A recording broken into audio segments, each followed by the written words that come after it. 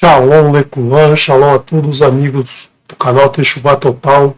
Sou Renato de Prins. Hoje é quinta-feira, trago para vocês mais um estudo de um pedacinho da Torá.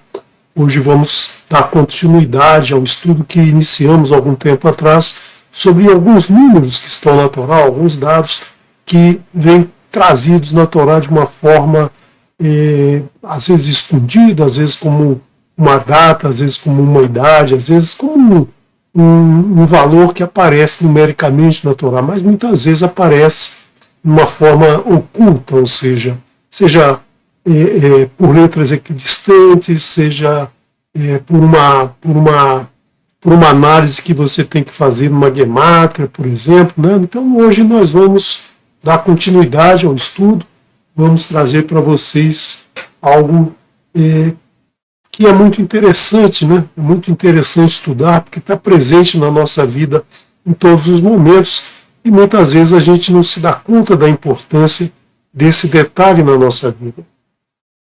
Vamos então dar continuidade ao nosso estudo, abordando os números na Torá.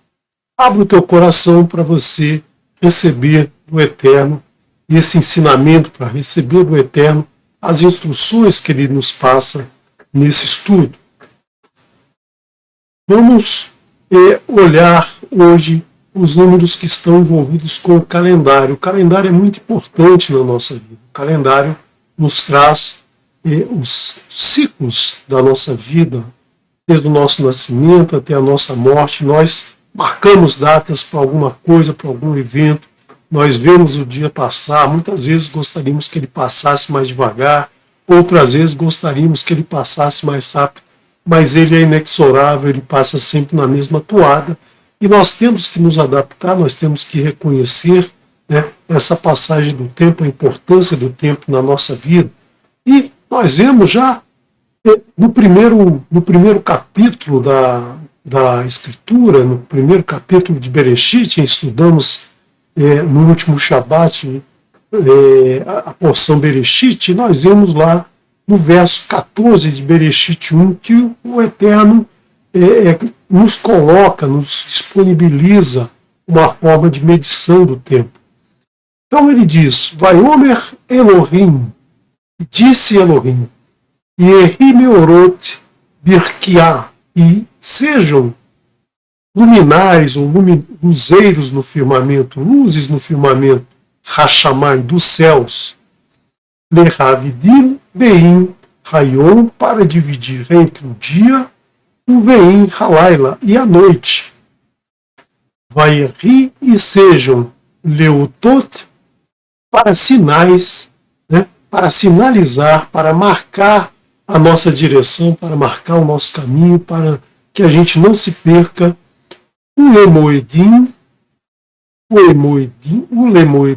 e para os encontros marcados, ou seja, para marcarmos nossas festas, nossos aniversários, as datas importantes de cada vida, né? Cada ser humano tem aí as suas datas importantes e, mais do que isso, as datas importantes para marcar a nossa aproximação com o Eterno, as festas do Eterno, as 7 festas que o Eterno marca durante o ano, para que nós nos lembremos dele, para que nós santifiquemos essas datas e principalmente para o Shabat, né?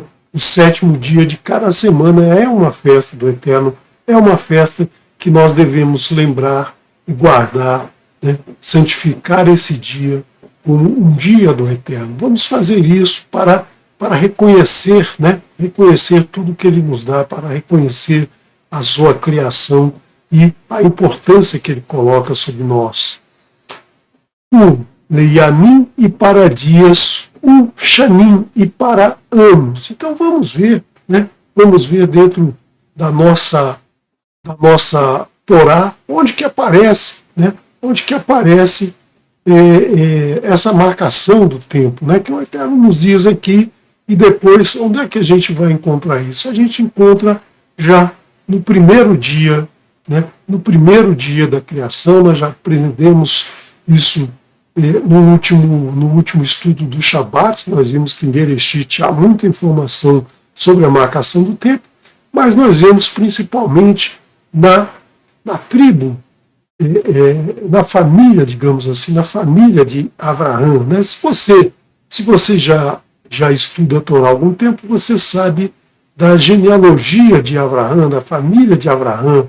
Abraão é o 10º descendente, né, depois de Noar. Né? Noar tem seu filho Shem, nós vamos estudar a porção Noar nessa semana, e lá a 10ª geração é Abraão. Abraão tinha dois irmãos, Harã e Nahor. Harã faleceu, ainda na vida de seu pai, e Harã tinha 3 filhos, 2 mulheres e um homem. Lot era um homem, Milca e Isca. Isca também era conhecida na intimidade como Sarai, minha princesa. Minha princesa era o nome efetivo dela e é o nome que ela é tratada em toda na porção Bereshit, né, no livro de Bereshit, desculpa, mas também ela depois, né, numa certa idade já bastante avançada, o seu nome é substituído por Sara, né, Sara. Né? Então nós temos aí que Abraão com Sara teve seu filho Itsaque, né, Abraão e Sara, sobrinha de Abraão, ela tinha 10 anos a menos que ele, se casam, depois, com uma idade avançada, tem o seu filho Itsaque, né? E ao mesmo tempo a sua irmã casa com um tio dela chamado Nahor. Deles tem um filho Betuel. Betuel tem 2 filhos, Lavã e Rívica. Rívica se casa com Itsaque e tem 2 filhos, Yaakov e Esav, 2 irmãos gêmeos. Você não estudou ainda a Torá, você vai aprender aqui nas próximas porções essas relações todas. E Lavã tem 2 filhas, né? Rachel e Leia não eram gêmeas, são duas irmãs, Leia mais velha que Rachel, e acaba que as duas se acabam com Yaakov, e dessa união, da união de Yaakov com Leia e com Rachel, nós temos as 12 tribos que vêm dar origem ao povo israelita. Então aqui nós temos, de forma bastante sucinta, aqui o quadro da árvore genealógica, digamos assim, a partir de Tera. Né? Nós não temos aqui pretensão de colocar toda a árvore genealógica, porque ficaria um quadro muito grande, mas só para você entender que nós temos aqui 3 patriarcas, Abraão, Itsaque e Yaakov, e as 4 matriarcas, Sara, Rívica e Leia e Rachel, que vão dar origem às 12 tribos. Então você vê que toda a tribo, né, todas as 12 tribos, são oriundas de uma mesma família. Abraão era tio-avô de Rívica, né? Então, ele era tio de Sara, tio-avô de Rívica. Sara também era tia-avó de Rívica. Então, nós vemos aí, né? Na verdade, Abraão é tio-bisavô, na verdade, né? Mas a Torá não traz avô, não traz avó, mas nós vemos aqui que há uma relação de parentesco entre eles. E vamos então ver um pouquinho mais em detalhes esses 7 patriarcas, né, que são responsáveis pela formação do povo israelita. Abraão e Sara têm Isaac, né? Isaac e Rívica têm Yaakov, e Yaakov se casa com Leia e Rachel. Nós temos aqui então os 3 patriarcas, né? E nós temos as 4 matriarcas aqui. E é interessante notar, nós vamos ver mais à frente, numa porção, que Yaakov passa a ter o nome Israel, né? A partir do momento que ele duela com um homem que aparece para ele, eles duelam, e aí o homem passa a ser reconhecido como mensageiro do Eterno e muda o seu nome de Yaakov para Israel. Então a gente colocando aqui os 7, 3 patriarcas e 4 matriarcas, nós vemos que 2 começam com a letra Yud, Isaac e Yaakov. Uma começa com a letra Sim, 2 começam com a letra Resh, Rívica e Rachel. Um começa com a letra Aleph e o outro começa com a letra Lamed, né? E aqui nós temos algo muito interessante. Nós temos um nome na letra I inicial, nós temos uma consoante e uma vogal. Nós temos dois símbolos aqui, né? E aí representando então dois nomes, Yaakov e Yitzhak. I, muitas vezes a gente escreve Israel somente com um I, e muitas vezes a gente escreve com Y, I. Sara é uma consoante só, representa só o nome, né? Só o nome assim, representando só o nome de uma patriarca. A Resh, nós temos a consoante e nós temos aqui o sinal massorético, o Kametz, né? Kametz representando aqui, né? Representando aqui um outro som. Então nós temos duas letras, uma consoante e uma vogal representando as duas. Avraham, nós temos só o tsere, porque a consoante é sem som, essa consoante não tem som, o aleph não tem som. Então nós temos só a vogal, uma letra, e Leia também, uma só letra, representando só uma pessoa. Então o nome Israel tem essa particularidade, né? Você tem aqui no nome Israel os três patriarcas e as 4 matriarcas que formam, né, que deram origem a todo esse povo. E na união de Yaakov com Leia e com Rachel, nós tivemos essas tribos, Reuven, Shimon, Levi e Yehudá com Leia, nós tivemos Issacar e Zebulun com Leia, e nós tivemos ainda Diná, né? Diná, por ser mulher, não carrega a semente, então ela não é a precursora de nenhuma das tribos. E Rahel teve somente 2 filhos, Yosef e Binyamin. As outras tribos, né, as outras 4 tribos aparecem das 2 servas, né, uma serva de Rahel e uma serva de Leá. Com Bilá, Jacob teve 2 filhos, Dan e Naphtali, e com a serva Zilpa, ele teve Gad e Asher. Então essas são as 4 mulheres, né? As 4 mulheres de Jacob, porque a partir do momento que ele teve filho com ela, com Zilpa e com Birra, elas passam a ser, né, mulheres deles. Eram servas, mas também eram suas mulheres. Né? Não eram mulheres casadas, mas elas não podiam ter outros maridos, elas não poderiam ter outros maridos, porque elas, né, elas tinham filhos com Jacob. Então você, estudando as próximas porções, você vai ver os detalhes desses nascimentos, desses nomes, o significado de cada um dos nomes, e aqui nós temos então as 12 tribos de Israel. Mas aí, né, aí você também pode ver o seguinte, né, você pode ver o seguinte, desses nomes todos, a gente tira alguma outra informação. Nós temos uma informação muito interessante, né? Se você listar todos os nomes aqui, os 3 patriarcas, as 4 matriarcas e as 12 tribos, se você colocar a gemátria de cada um dos nomes, né? Se você colocar a gemátria de Avraham, de Isaac, Yaakov, Sara, Rivka, Rahel, ou seja, de todos os 19 nomes, você vai ter aqui a soma de cada nome, né? Então você tem aqui 139 algarismos, 3, 3, 3, 3, 3, 3, 2. Então nós temos dezenas, nós temos unidades aqui em Gad, né? Um número só.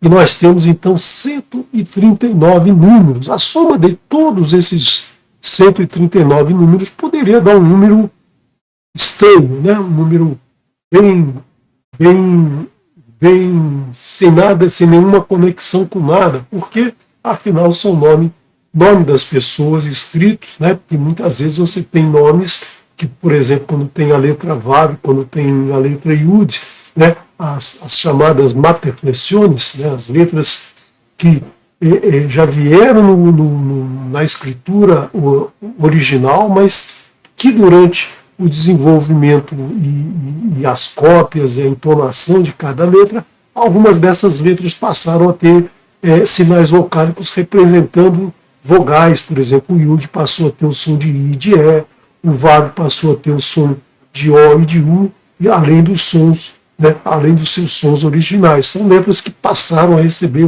uma acentuação. Então, às vezes elas aparecem, né, como aqui a gente vê Shimon. Shimon aparece um Rolen Vav, mas poderia estar escrito só o Rolen aqui, né, sem o Vav. Itzhak, nós vamos ver em alguns textos que aparece Itzhak com uma Vav aqui. Né? Itzhak não, desculpe, Yaakov. Né?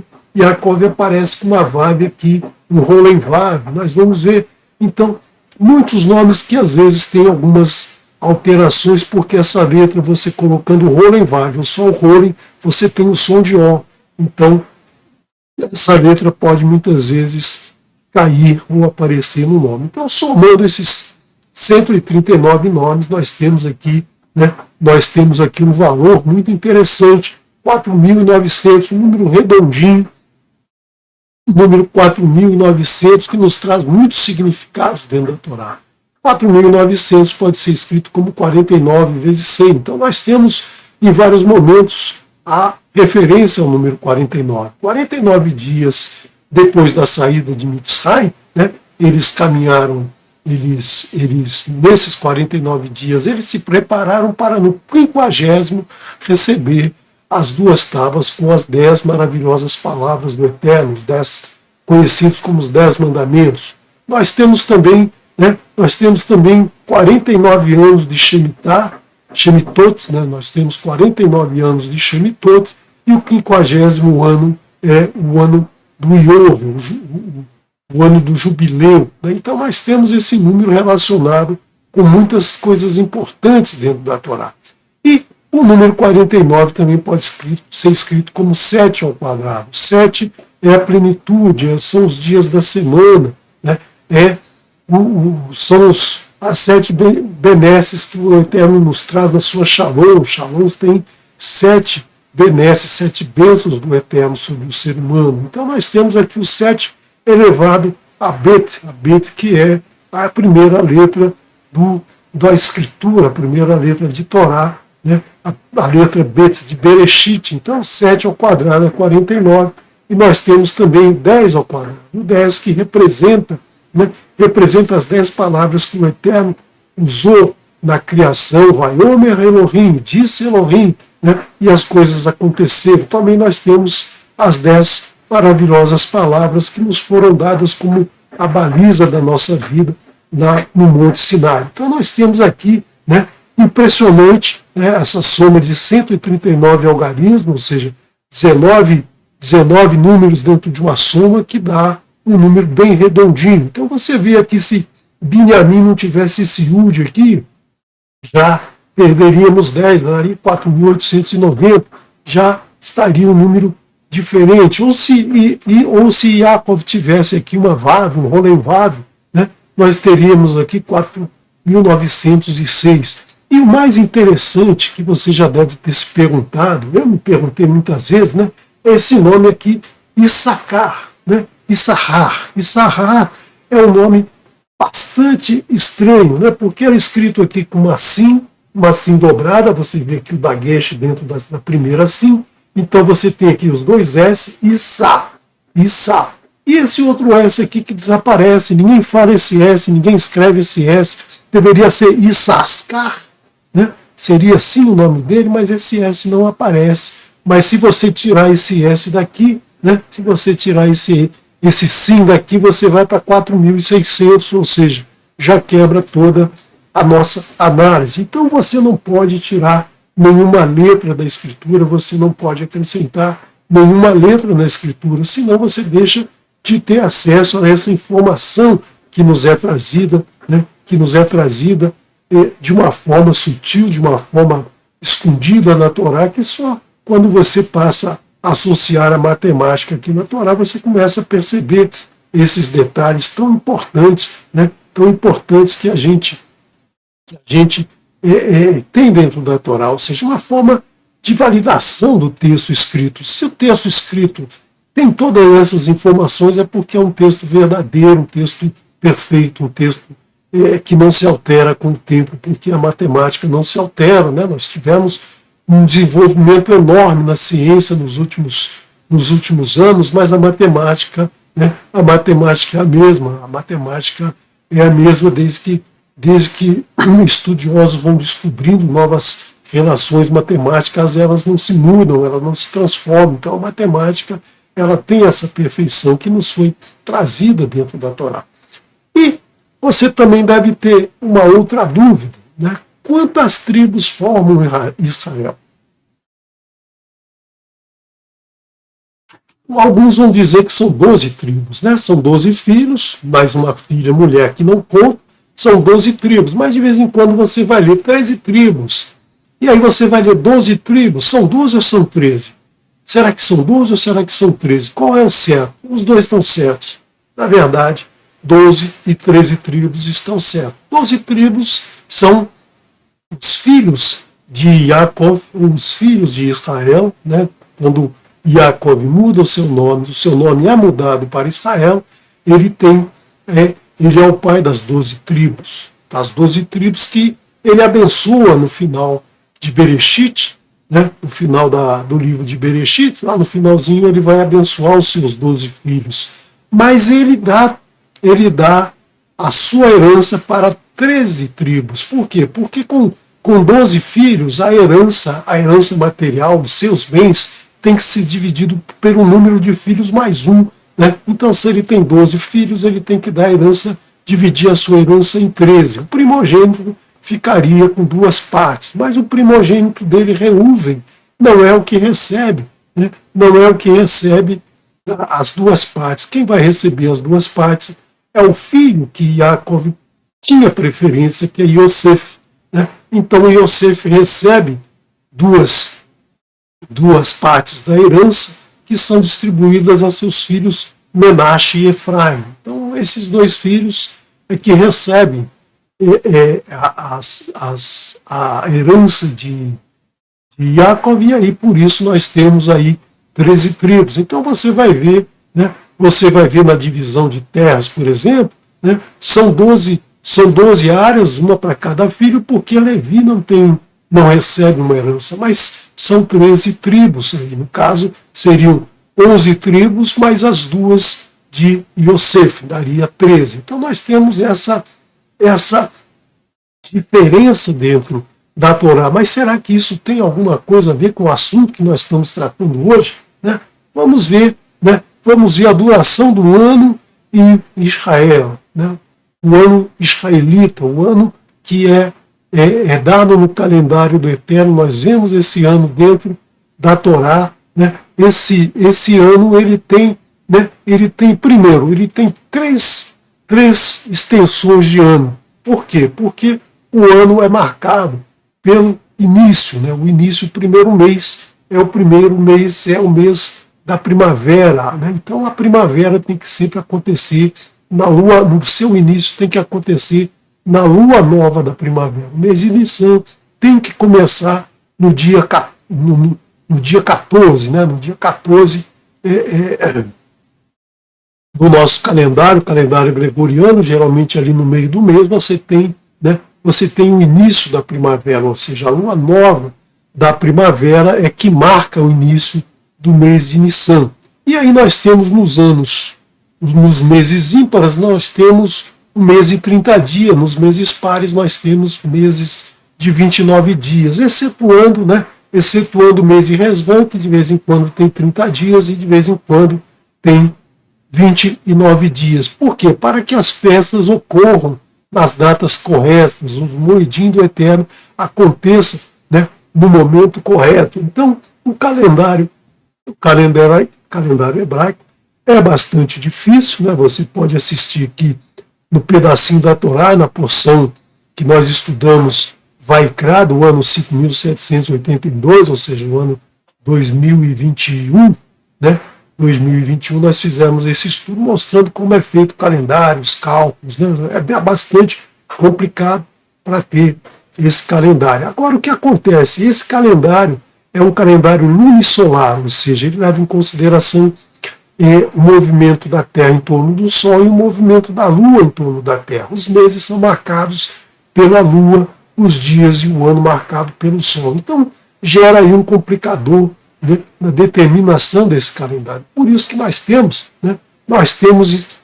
praticamente a cada 3 anos, né, o ano passa de 12 para 13 meses, ou seja, nós passamos de 12 tribos para 13 tribos, né, acrescentado mais um mês para que o mês de Nissan, né, aconteça na primavera, porque a diferença de calendário lunar para o calendário solar, né, dá aí uma diferença de mais ou menos 10 dias a cada ano, então a cada 3 anos você precisa, né, acrescentar mais um mês para que tudo, né, para que os moedim do Eterno aconteçam nas datas que ele define, né, no livro de Vaikra, Levítico, capítulo 23, você tem todas as datas do Eterno. Então, por isso que nós temos esse novo mês, esse mais um mês que é acrescentado no ano, esse ano atual, 5.784, nós temos aí mais um mês. Esse ano nós teremos 13 meses no calendário hebraico, no calendário judeu, né? Então nós teremos mais um mês aí nesse ano. Então você vê aí que não são só as tribos de Israel, mas nós temos também essa relação de 12 e 13 também no calendário. E aí nós temos 4 mães. 4 mães representam 4 semanas do mês, né? O mês passa um pouquinho, mas em geral a gente define o mês como 4 semanas de 7 dias, que daria 28. Então, às vezes, você passa 2 dias, 3 dias para a semana seguinte. E também nós temos as 4 estações do ano, que vão permitir o ciclo de floração, né, crescimento, a produção de frutos, depois o retorno ao descanso da terra, ao descanso do vegetal no inverno, para que novamente na primavera se retome esse ciclo. Então o ciclo das estações do ano é importante para que a gente tenha, né, durante o ano vários momentos da terra produzindo produtos diferentes para que a terra esteja sempre ativa, né, para que a produção na terra sempre esteja ativa e não ficando sempre produzindo um só produto, né, como a tecnologia da agropecuária hoje já sabe, né, a terra tem que produzir coisas diferentes para que ela sempre esteja se renovando, né, além do ano de Shemitah, do descanso da terra, que ninguém faz, ninguém pratica no mundo inteiro, ninguém pratica corretamente o ano da Shemitah. Então nós temos aqui que as 4 mães, né, as 4 mães relacionadas com a natureza, né, com a mãe natureza, como muitos falam, né, a mãe natureza, ela tem esses 4 ciclos, que é justamente os ciclos, as 4 mães das tribos de Israel. Então aqui nós temos 12 filhos, os 12 meses do calendário solar, do ano solar, né? O ano solar que tem 365 dias. Então vamos ver mais um pouquinho, né, desses filhos de Jacob, os filhos de Israel relacionados com esses 12 meses. Então vamos ver os filhos e filhas que Jacob teve com Leia. Então nós temos aí que Jacob teve 6 filhos, Reuven, Shimon, Levi, Yehudá, Issacar e Zevulun. E uma filha, né? Uma filha chamada Diná. Com Reuven, ele teve 4 filhos. Com Shimon, ele teve 5 filhos. Com Gershon, com Levi, ele teve 3 filhos. Com Yehudá também, ele teve 3 filhos, mais 2 que morreram, né? 2 que morreram, 2 que foram casados. Foi casado com Tamar, não teve filhos, fazia muita iniquidade, o Eterno o matou, né? O tirou da face da terra. Depois ela casou com Onã, que deveria cumprir o levirato por seu irmão, mas Onã também, né? Onã também não foi flor que se cheire, e o Eterno o levou. Então esses 2 morreram. E aí Yehudá, sem saber, né, se une a uma mulher que ele julgava prostituta, que era Tamar, disfarçada, e tem 2 filhos gêmeos, Pérez e Zerar. Né? Pérez e Zerar E aí então ele passa a ter 3 filhos. Esses 3 filhos é que vão dar origem às tribos que vão entrar, em Israel. Esses 2 aqui não tiveram filhos. Issacar teve 4 filhos e Zebulun teve 3 filhos. E nós vemos na listagem, no capítulo 46 de Bereshit, lá no verso 15, nós temos os filhos de Léa, que Léa deu a Jacob, que foram para a terra, que entraram, né, na terra prometida, que entraram na terra prometida, não, que entraram no Egito, que foram para o Egito. Então foram 33 filhos, né? 32 homens e uma mulher chamada Diná. Então nós vemos isso, né? E aí você faz a conta que não vai bater esse número, porque estão faltando ali na descrição, aparecem 2 filhos de Pérez, né? Aparecem 2 filhos de Pérez ali no livro em Bereshit 46:15. E aí aparece esse rapaz aqui, Shaul, né? Shaul como descendente aqui de Shimon, né? E ali diz assim: Shaul ben Hakananit, Shaul, filho da Cananita. Algumas traduções trazem filho de uma mulher cananita, né? Cananeia, filho de uma mulher cananeia, mas ninguém diz em nenhum lugar, né, que Shimon teve filho com uma mulher cananeia. Quem é essa mulher cananeia? Será que esse filho é de Shimon, né? Ou esse filho não é de Shimon? Na verdade, o que acontece, você deve lembrar da história, né? Se você não lembra, você vai aprender logo que Diná, a filha de Jacob com Léa, quando ela nasce, quando ela é jovem, né, ela sai de casa, vai lá encontrar as amigas, e um cidadão cananita chamado Sherem, né, abusa dela, ou seja, ele entra a ela, né? Entrar a mulher é ter uma relação sexual não legalizada, não correta, né? A relação correta, a relação homem-mulher correta, aprovada pela Torá, é o homem conhecer a mulher. Mas quando ele entra, a mulher não é autorizada, ou seja, ele abusou, estuprou Diná e ela ficou grávida. E aí ele se arrepende, ele se apaixona por ela, ele quer ficar com ela, pede ao seu pai, seu pai que chamava Hamor, que é o mesmo nome de jumento, né? Mas é um jumento aqui no sentido de uma pessoa forte, uma pessoa que aguenta uma carga forte. Então Sherem pede ao seu pai para conversar com Yaakov para que ele fique com Diná. Ele queria casar com Diná, mas os irmãos Shimon e Levi, né? Os irmãos Shimon e Levi aproveitam lá o momento que Yaakov diz: olha, ela só vai ficar com ele se todos da sua família, né, fizerem a circuncisão. Então todos os homens lá fazem circuncisão, estão naquele período de convalescença dessa cirurgia de circuncisão. E aí, enfraquecido, Shimon e Levi passam espada em um monte de homem, mata lá um monte de gente, inclusive Sherem e seu pai Hamor, né? E aí Diná fica sem marido. Shimon, mais tarde, arrependido, né? Shimon, entristecido, arrependido por sua irmã, resolve criar o filho dela como seu filho. Então, por isso que aparece no verso 15 do capítulo 46, na lista de nomes de Shimon, o Shaul, né? Shaul, que significa sepultura, né? Sheol, é a mesma palavra, mesmas letras de Sheol, né? As mesmas letras de Sheol.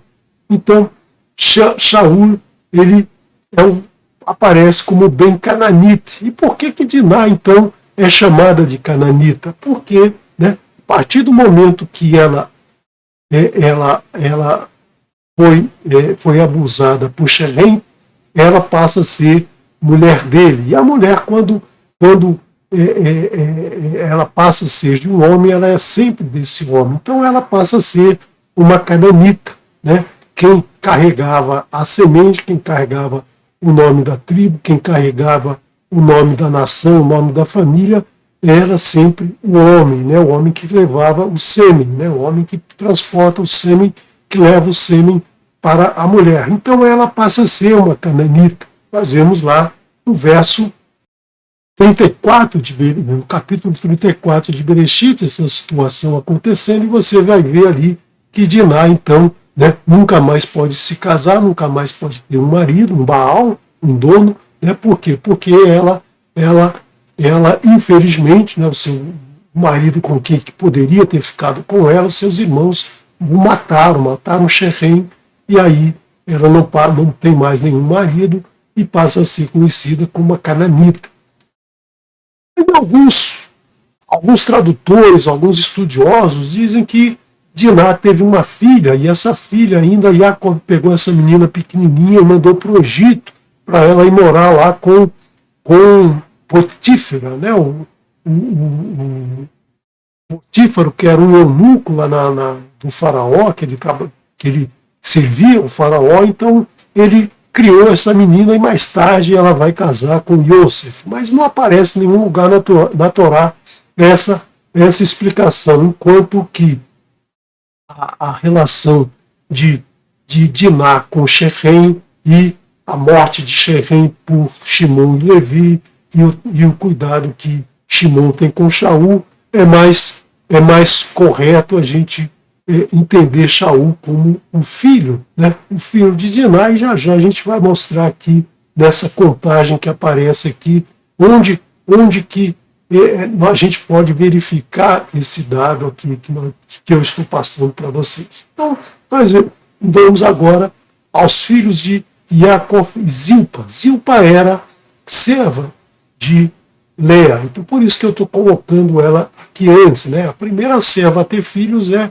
Bilha, mas vamos falar de Zilpa porque nós estamos falando aqui de Yaakov e Lea, e nós vamos falar então de Yaakov e Zilpa. Zilpa teve 2 filhos, Gad e Asher, e aí Gad teve 7 filhos e Asher teve 4 filhos homens e uma filha mulher, né? Será que era uma filha mulher. Então nós vamos ver aqui que nós estamos contando todos os descendentes de segunda geração de Jacob, independente de ser mulher ou não. Nós não contamos Diná, porque Diná era filha, não era filha de um filho ou filha de ou filha da filha, né? Nós contamos aqui todos os filhos dos filhos, ou seja, todos os netos, digamos assim. Agora vamos a Rachel. Rachel teve 2 filhos, Yosef e Biniamim. Yosef teve 2 filhos, recebeu as 2 heranças, uma foi para cada um dos 2 aqui, Menache e Efraim, né? Efraim era o mais novo, mas passou a ser considerado o mais velho. E nós temos também Biniamim. Biniamim teve 10 filhos. Biniamim, a gente não ouve a voz dele na Torá, a gente não ouve ele falar nada, a gente não ouve nenhum dos seus pensamentos, mas o cara caladinho, ele teve 10 filhos, né? Imagine se ele conversasse muito, provavelmente não ia ter tanto filho, ia lá conversar e não ia fazer os filhos. Ele fez 10 filhos. E aí nós temos também, né?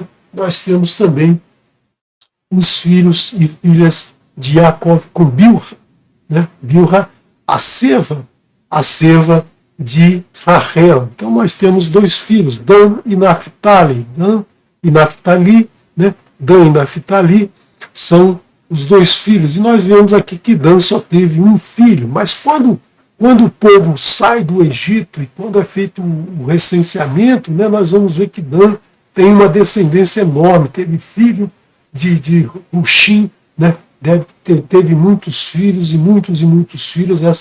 Essa família cresceu muito, apesar de ter entrado em Mitzrayim somente um, né? E nós temos então que Naphtali também teve 4 filhos homens. Então toda essa genealogia você vai ver lá no capítulo 46, né, de Bereshit. O Eterno coloca todos esses nomes, ainda coloca que alguns aí têm filhos, né? Alguns filhos ainda têm alguns netos ainda têm mais netos, aparecem ali, né? aparecem os dois filhos de Pérez, aparecem dois filhos aqui também de Beriá, aparecem dois filhos de Beriá. Então nós vemos aqui que o Eterno nos apresenta todos esses nomes. E aí você pergunta, para que saber tanto nome? Né? Então vamos ver aqui a seguinte soma. Né? Os filhos e filhas que Jacob teve. Né? Filhos e filhas da segunda geração, né? Ou seja, netos e netas. Né? Ele teve aqui com Leia 23, ele teve 12 com Zilpa, 12 com Rahel e 5 com Bilha. Ou seja, 52 filhos, 52 semanas do ano solar. Então, todos esses que apresentam, a gente só tirou e Onã, que faleceram, né? Nós tiramos esses, então nós temos aqui 52 filhos, né? Filhos de segunda geração, sem contar os 12 filhos, as 12 tribos e Diná, só os descendentes dele. Então você vê aqui, né, que é uma coincidência fantástica esse número fechar aqui, né, nas semanas do ano solar. Mas eu tinha dito que nós temos, então, também uma outra opção. Nós temos também, né, o ano com 13 meses. Nós temos, às vezes, 13 filhos listados, né, 13 tribos listadas. Como é que é isso? Se aqui apareceu 52, será que tem 54 também? Será que nós vamos ver 54? Então, nós vimos aqui, né, que o ano solar tem 52 semanas, né, dividido em 365 por 7, vai dar 52 semanas mais um pouquinho. E agora vamos ver as 4 mães das 13 tribos, né, que também obedece às 4 semanas por mês, só que agora são 13 meses, né, não somente 12 meses, mas são 13 filhos, né, são 13 filhos, considerando os 2 filhos de Yosef. E aqui nós temos, então, o ano lunar, né? O ano lunar representado aqui pelo ano lunar médio, 384 dias, que também vai obedecer aí às 4 estações. Então, será que nos nomes aparece a mesma coisa? Vamos ver lá os filhos de Jacob e Leia. Aqui nós não vamos considerar as mulheres, né? Por quê? Porque a mulher não leva a semente, né? A semente para o filho. Então, hoje na tradição judaica, na religião judaica, é considerado um descendente aquele que tem a mãe judia, mas aquele que tem o pai de qualquer outra nação, né? Isso não importa. Mas na Torá, né? Na Torá, a linhagem sempre é pelo pai. É o pai que leva a semente. Eu particularmente acho essa forma adotada pela religião muito ruim, porque mostra uma desconfiança da mulher, né? A mulher garante que o filho é dela. O pai, a gente não sabe quem é, pode ser qualquer um, né? É a mulher, quem nasce da mulher é sabidamente da descendência da mulher. Então isso é uma desconfiança, né? um desprestígio, um desrespeito à mulher. Mas a Torá, ela é clara, né? Quem leva a descendência é o pai, quem coloca a semente é o pai. Age toda a genealogia na Torá que você encontra, né? Desde Adão até Yeshua, você vai sempre ver passando de pai para filho, nunca a mulher. E aqui, a mulher não sendo descendente e Shaul sendo filho de um cananita, né, ele não entra nessa descendência, porque os seus filhos não levarão a semente, né, não levarão a semente do povo israelita. Então aqui a Torá nos traz, no capítulo 46, verso 15, nós temos aqui que são apresentados 2 filhos de Pérez, Hetzron e Hamul. Né? Hetzron e Hamul aparecem ali. Por que só aparece desses 2? Será que os outros não tinham filho? A Torá não diz, a Torá não traz essa informação. Então nós temos aqui, né, 24 em vez de 23, como nós vimos lá alguns momentos atrás. E também nós vemos lá que Zilpa, né, aparece os 2 filhos de Beriá, Heber e Malquiel, né? Malquiel também, né? Também é filho de Beriá. E Serach não entra. Por quê? Porque também é mulher. Seus filhos não levarão a descendência de Asher. Então nós temos aqui, né? Mantivemos Rachel e Zilpa, né? E nós temos aqui então que Léa tem 24 filhos, 24 almas, como a Torá nos traz, né? 24 almas, Zilpa 13, Rachel 12 e Bilha 5, formando aqui 54, que é as semanas, né? As semanas do ano lunar, 384 dias, dividindo por 7 dias por semana, dá 54, e uns quebrados, né? Nós temos então, né? Nós temos então 54 semanas, ou seja, 54 parachutes, que a Torá é dividida. Ezra dividiu justamente, né, provavelmente considerando o ano lunar, o ano maior, né, em que você observa cada semana uma paraxá da Torá. Então ele dividiu, considerando, além de outras indicações que nós vimos na Torá, nós vemos essa indicação. E então em Bereshit, né, capítulo 1 de Bereshit, né, versos de 1 a 5, dia 1, dia que o Eterno, né, cria os céus e a terra e nos apresenta a luz, né, e diz vai Rior e Rior, né, que é o primeiro momento que o Eterno cria, né, cria com a palavra, porque a criação dos céus e da terra é anterior a isso. Então nós temos o primeiro verso, o segundo, o terceiro, todos os versos, todos os 5 versos nós temos aqui, né, nós temos 52 palavras, ou seja, comparando aqui as 52 semanas do ano lunar, do ano solar.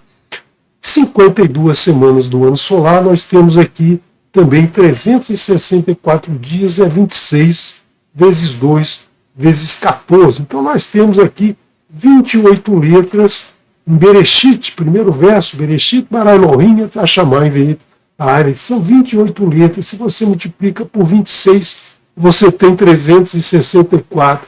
Mas o Eterno termina dizendo Yom Errad, dia 1. Soma 364 dias com o dia 1, você tem 365 dias. Então nós temos aqui o calendário, né, calendário solar apresentado no primeiro dia, porque o Eterno nos deu o tempo para nós usarmos, né, esse tempo que é cíclico, que ano a ano nós temos o sol aumentando a sua presença sobre a nossa cabeça, caindo, se recolhendo, dias mais longos, dias mais curtos. Então nós temos essa variação, esse ciclo solar, né? Esse ciclo solar sobre a nossa cabeça, facilitando o crescimento de plantas, o crescimento de animais, a alimentação para o ser humano, ela depende do ciclo lunar e do ciclo solar. Então nós temos esse processo que se repete ano a ano, um ciclo que se repete ano a ano, o tempo que é do Eterno que ele nos dá e nos pede para marcar esse tempo justamente com o sol e com a lua. Ele nos dá esse luminário justamente para a gente saber em que momento plantar, em que momento colher. Não adianta você querer plantar no momento de colher, né? Logo depois vai ficar inverno, a planta vai morrer, você não vai ter alimento na próxima estação. Então você tem todos esses estágios, né, de desenvolvimento, esses sinais que nos são trazidos durante o ciclo, né, os 12 meses do ano, ou os 13 meses, de acordo com o calendário lunar. Então nós temos aqui, né, 26 palavras em cada metade do ano, ou seja, os dois semestres, e nós temos aqui o tetragrama, né, duas letras do tetragrama na primeira metade, 2 letras na segunda metade,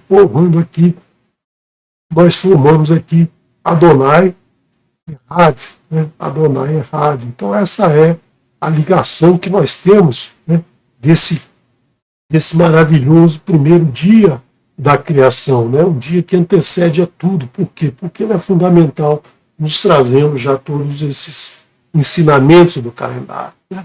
2 letras na primeira metade, 2 letras na segunda, e as letras do nome do Eterno, separada por 22 letras de separação, que são justamente as letras, né, com que o Eterno escreveu todas as suas instruções para o ser humano.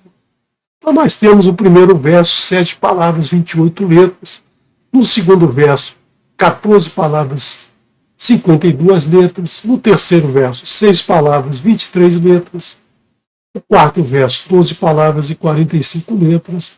E o quinto verso, 13 palavras, 49 letras. Então nós temos aqui que o primeiro verso tem 7 palavras, relacionando com os 7 dias da semana, ou os 3 patriarcas e as 4 matriarcas. Também tem 28 letras, representando aí as 4 semanas do mês, ou seja, as 4 matriarcas, né, que vão trazer vida para todo o povo. O segundo verso tem 52 letras, os números de semanas do ano solar, ou a segunda geração de descendentes, homens de Jacó. Também nós temos o quarto verso, 12 palavras, número de meses do ano, as 12 tribos. E o quinto verso, 13 palavras, número de meses do ano aumentado, o ano embolístico, 13 tribos. Então nós temos as 12 tribos e as 13 tribos já aparecendo em Bereshit, né, versos 1 a versos 5. E também nós temos as 49 letras aqui, né, que são o nome dos patriarcas e as 12 tribos, como nós vimos, né, há pouco. Então nós vemos aqui que os 5 primeiros versos da Torá nos traz muita informação sobre a marcação do tempo, né, dado por Israel. E muito interessante também é analisarmos Yaakov e Gad. Gad foi o 7º filho de Jacob, né? Nós vimos lá que nasceram 4, nasceu Reuven, Shimon, Levi e Judá, né? Depois nasceu Dan e Naphtali com Bilha, e depois nasceu Gad e Asher com Zilpa, né? Então nós temos aí que Gad foi o 7º filho. E Gad, esse nome, né? Gad, Gimer e Dalet, essas 2 letras, como nós já estudamos anteriormente, essas 2 letras andam juntas. Por quê? Porque Dalet é aquele que doa, e o Gimer é aquele que recebe, aquele que tem a necessidade de receber. É o que faz Sedaká e é o que recebe de Sedaká. Então, nós temos aqui, né, nós temos a soma dessas 2 letras, o 7, a plenitude, porque a plenitude é justamente quando há um equilíbrio entre o dar e o receber, o que dá ao necessitado equilibra todo o ciclo da vida, né? Então isso nós temos esse nome Gad, que representa, né, que representa presente, quando Léa, né, Léa que era a quem Zilpa servia, então quando Zilpa teve um filho, esse filho era como se fosse de Léa. Então Léa, que já não estava mais tendo filho, ela diz: o Eterno me presenteou, me deu um presente, que é justamente Gad. E Gad tem aí exatamente 7 filhos, né? Então uma coincidência atrás de coincidência que você vê aqui nos números da Torá, né? E você somando todos os números de Yaakov até Areli, que foi o último filho de Gad, você soma 1820, né, que é 10 vezes o nome de Yaakov. 1820 aqui você tem Yaakov 182, e 1820 é o número de vezes que o tetragrama aparece na Torá. Então, nos mostrando aqui, né, nos mostrando um significado muito importante desse filho, dessa descendência desse filho, né, descendência desse filho, para nos mostrar a presença do Eterno em toda a sua Torá, que é justamente 1820, é a multiplicação de 70 por 26, as 70 nações, quando elas se dedicarem ao Eterno, quando elas fizerem techuvá ao Eterno, né, todas elas vão crescer, todas elas vão aparecer, todas elas vão dar um passo no caminho de techuvá, basta que elas decidam, então, né, decidam se voltar ao Eterno. Então nós temos aí esse estudo, né? Espero que você tenha gostado do estudo, espero que você tenha acompanhado esse estudo, né? Espero que você busque na sua escritura em hebraico esses números que eu apresentei. É importante a gente não só ver aqui a apresentação, mas ir lá, abrir a Torá e buscar esses números, entender um pouquinho mais por que muitas vezes você vai ver dados na Torá e não sabe por quê. Por que uma hora aparece uma lista de nomes e aí para que serve isso? Né? Se depois eles não vão aparecer mais, mas tudo na Torá tem um significado, tudo tem um ensinamento, tudo tem algo para trazermos para o nosso dia a dia. Shalom, shalom. Nos vemos amanhã no Kabbalah Shabbat, com acho que a Moré Kessia que vai nos apresentar a porção Noah, uma porção muito importante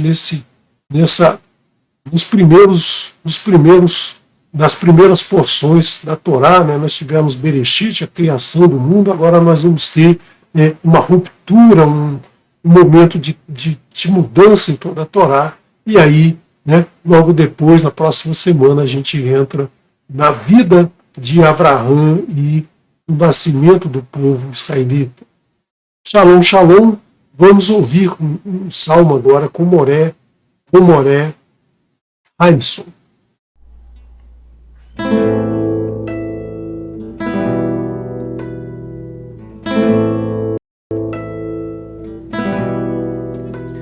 מזמור לתודה, הריעו להשם כל הארץ, עבדו את השם בשמחה, באו לפניו ברננה.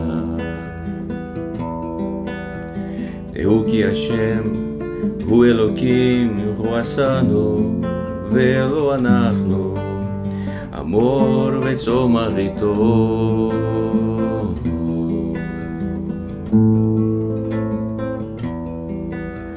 באו שירן בתודה, חצרותיו בתהילה, הודו לו מה מבושמו, כי טוב השם לעולם חסדו וידו בדור אמונתו.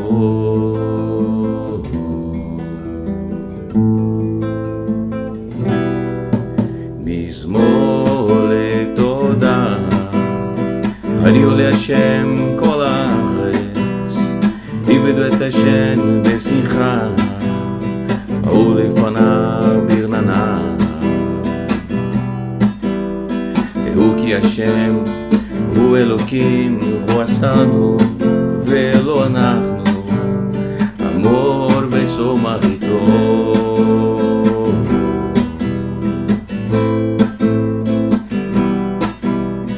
באו שעריו בתודה, חצרותיו בתחילה, הודו לו מה מבושמו, כי טוב השם לעולם חסדו וידו בדור אמונתו.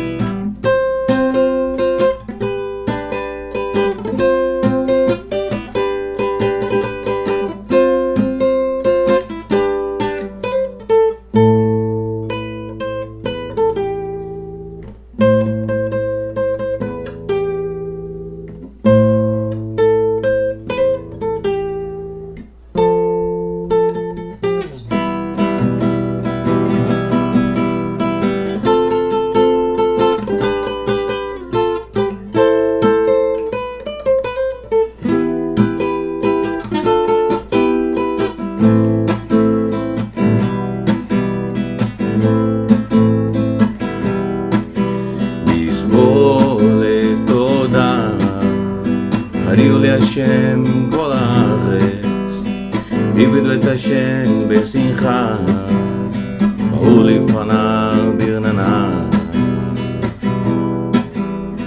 דעו כי השם הוא אלוקים, הוא עשנו ולא אנחנו, אמור וצומח איתו.